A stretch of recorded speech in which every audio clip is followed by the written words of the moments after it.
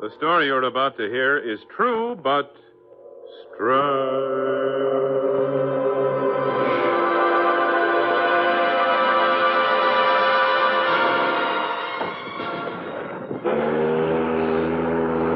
Honey, you're shivering. You don't tell me ship's whistles always do that to No, you. it's not that, Paul. Well, then what?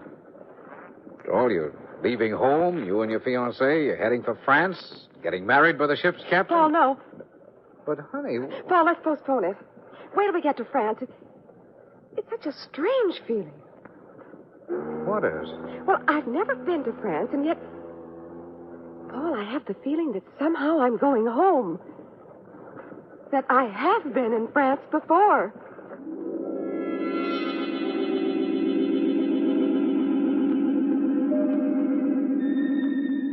Strange. True stories of the supernatural. With your narrator, famous author, lecturer, and expert on strange and weird events, Walter Gibson.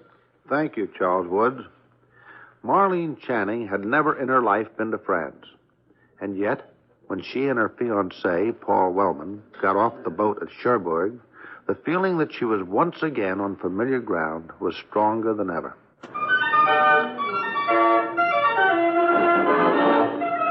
It was a feeling that grew as they took the boat train to Paris, that became even more positive as they left their hotel and had aperitifs in an old sidewalk cafe.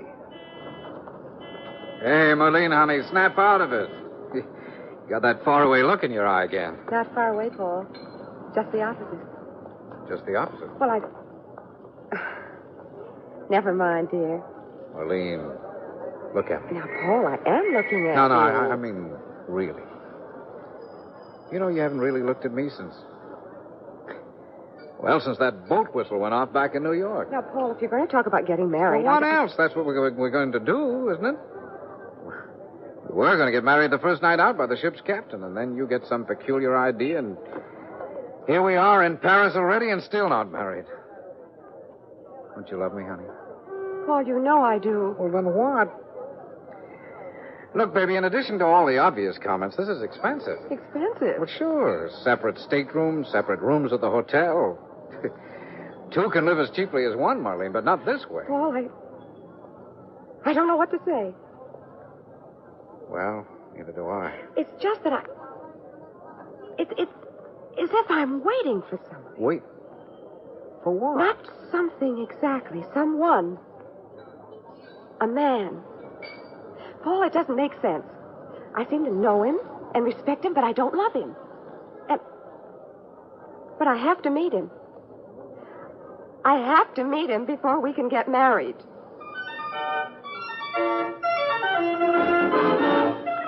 Paul couldn't understand what Marlene was driving at, and neither could she. Then the afternoon came when, like all American tourists, they took a trip out to Versailles. Oh, Paul, it's beautiful, isn't it? Yeah, The palaces and the grounds and the garden. Oh, Paul, no, we go this way. Oh, but, honey, according to the tour... Never mind the tour. This way. This hedge. Oh, here's the little opening in the hedge. I'm going in.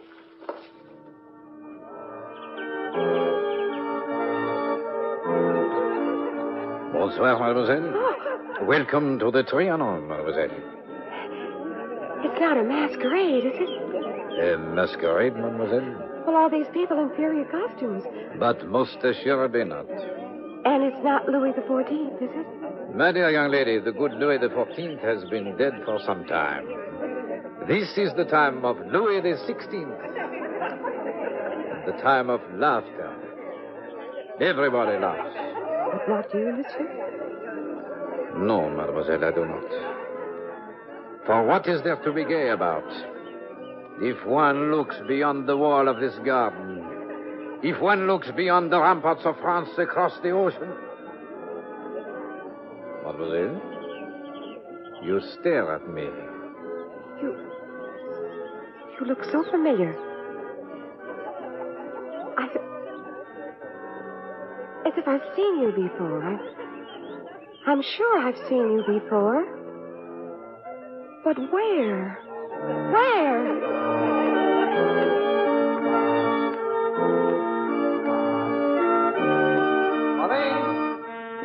Marlene! Oh. Marlene, what's the matter with you? I followed you through the hedge, and then all at once you were gone. I lost sight of you. I looked everywhere. Marlene! Yes. Oh, Paul. Where are they? Well, where's who? Oh, the people, the party. They were so gay, only he said they had no right to be gay. Who said...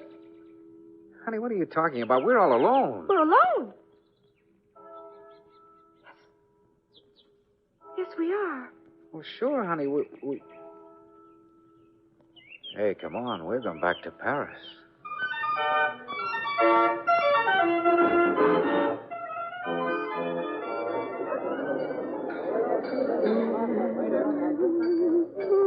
Come on, Anne. You're not drinking your cocktail. Marlene. What's the song? Marlene. What? Song? What song, Paul? You were just humming it. I was? Well, don't you remember? Oh, yes, it does sound familiar. I never heard it before, and I know you pretty well. Or at least, I thought I did until yesterday afternoon. Honey, what happened out there? I met someone, Paul. Who? A man. He was young and handsome. He was dressed all in blue. A blue coat edged with gold. Lace ruffles at his sleeves and neck. Sounds like a dream. Oh, now, Paul. Honey, you know what I mean. I mean, you're imagining something. After all, this is the 20th century, not the 18th. But, Paul, it seems so real. Ah, it's this country, or maybe it's the water or something. We're not accustomed to it. Makes you ill. You can imagine anything. I didn't imagine him. Now, baby, He was real as you are, and I'd seen him before. I know I have. Oh, sure, that's great. You meet somebody back in the 18th century, and you're sure you've seen him before. When? In some former existence, maybe? No, Paul, that's the strange part. When I say before, I mean recently. I mean in my own life. Oh, fine. You're scrambling time for sure, aren't you? Look, honey, you've got to get over this. No. Yes.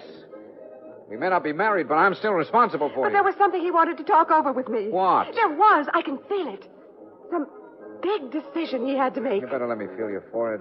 Marlene, you've got a fever. Oh, I haven't. I'm still excited. say you got a fever. Come on, you're going back to the hotel. You're going to rest.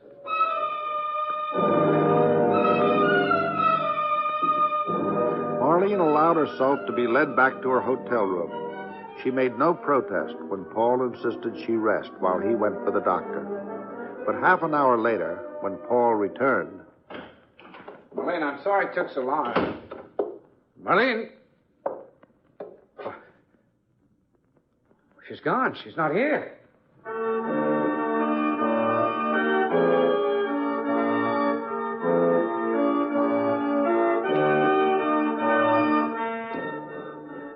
Mademoiselle, you have come back.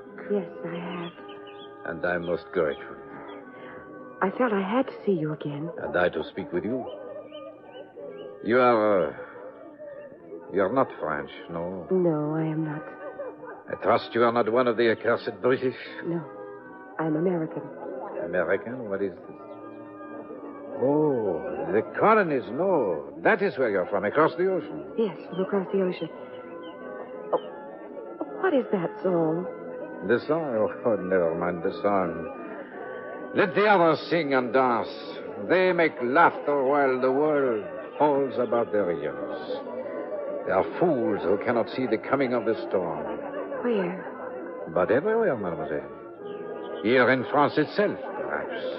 But most assuredly across the ocean in your own land. What kind of storm? How can you not know? Are there not already rumblings of it? Are not your people bitter against tyranny, against oppression? Yes, we always are. You speak as if your country had lived for centuries when it is even now just beginning. Just beginning? Mademoiselle, a question. Why should I stay here to lead this empty life? Why should I not go to your country and fight for freedom?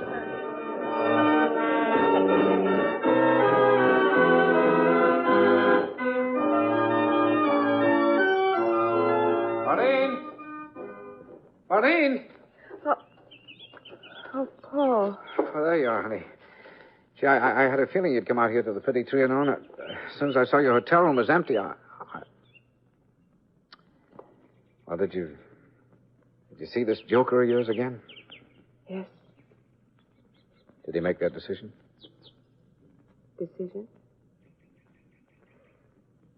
Yes, I think he did.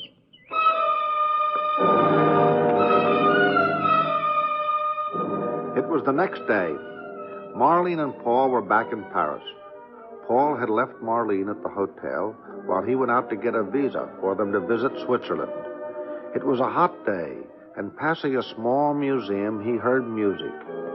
It was the same music he had heard Marlene hum. He went in and spoke to the curator, a young lady.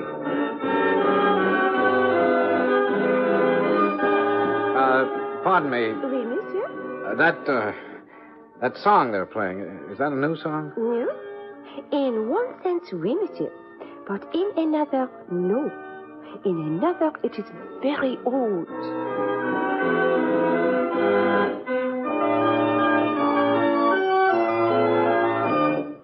Paul listened while the curator talked, then went back to the hotel, taking with him a small picture. Marlene was asleep, but she awakened as she heard...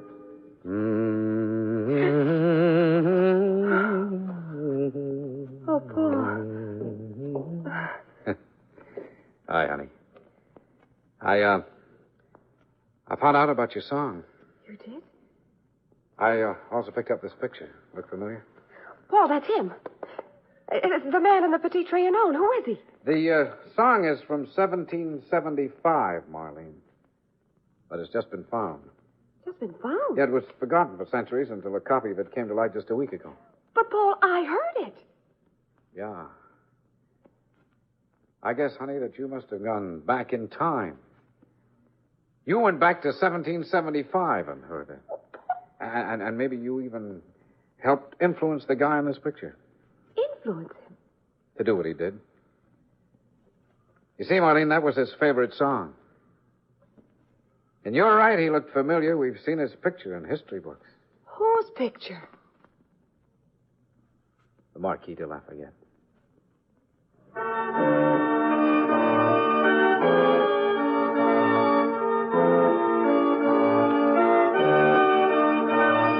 A strange passage back through time, one that was proved to have actually happened when a lost song turned up again after 150 years.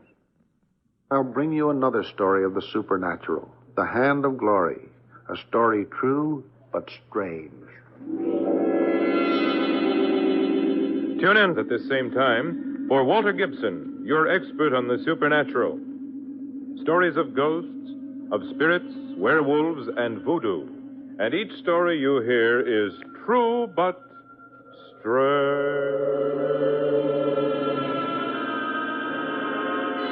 Strange with Walter Gibson as your expert was directed by Bill Marshall. In the cast were Ann Petoniak and Ian Martin. This is Charles Wood speaking. Strange came to you from New York.